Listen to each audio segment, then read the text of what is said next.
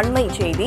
சூரமங்கலம் முல்லை நகர் பகுதியில் குடியிருப்புகளுக்குள் தண்ணீர் புகுந்திருப்பதால் பெரும்பாலான வீடுகளை தண்ணீர் சூழ்ந்துள்ளதால் மக்களின் இயல்பு வாழ்க்கை பெரிதும் பாதிக்கப்பட்டிருக்கிறது.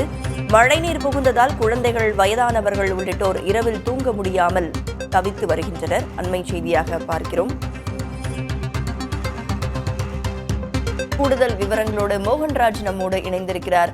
மோகன்ராஜ், மக்கள் எந்த அளவுக்கு பாதிக்கப்பட்டிருக்கிறாங்க, அது குறித்து சொல்லுங்க. ராதா, சேலம் மாநகரை பொறுத்த வரைக்கும் கடந்த ஒரு மாத காலத்திற்கு மேலாகவே வெயில் வாட்டி வதைத்த நிலையில் கடந்த 2 நாட்களாக மாலை மற்றும் இரவு நேரங்கள்ல மழை பெய்து வருகிறது. குறிப்பாக நேற்று இரவு 1 மணி நேரத்திற்கு மேலாக மாநகர பகுதிகளில் பரவலாக கனமழை பெய்தது. இதன் காரணமாக தாழ்வான பகுதிகளில் தண்ணீர் தேங்கக்கூடிய ஒரு நிலை ஏற்பட்டது.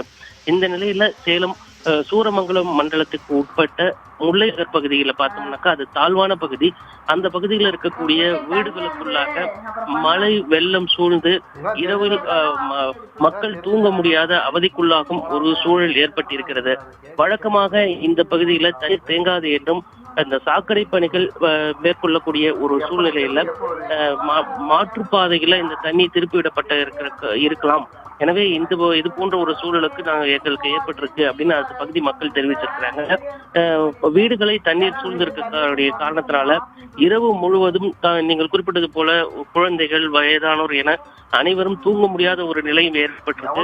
அதே போல வீட்டுக்குள் இருப்பவர்கள் ஒரு கட்டில் மீது தஞ்சமடைய வேண்டிய ஒரு சூழலும் ஏற்பட்டிருக்கிறதாக அந்த பகுதி மக்கள் தெரிவிச்சிருக்கிறாங்க.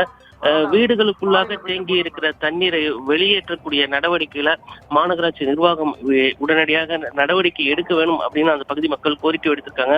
மாநகராட்சி நிர்வாகத்தை பொறுத்த வரைக்கும் வடிநீர் கால்வாய்கள் அனைத்தும் தெளிவாக இருக்கக்கூடிய காரணத்தினால தண்ணீர் தேங்காது அப்படிங்கிறதும் சொல்லியிருக்காங்க. இருந்த போதிலும் கூட வீட்டிற்குள் புகுந்த தண்ணீரை வெளியேற்ற நடவடிக்கை எடுக்க வேணும் அப்படிங்கறது அந்த பகுதி மக்களோட கோரிக்கையாகவும் இருக்கிறது. விவரங்களை வழங்கியமைக்கு நன்றி மோகன்ராஜ்.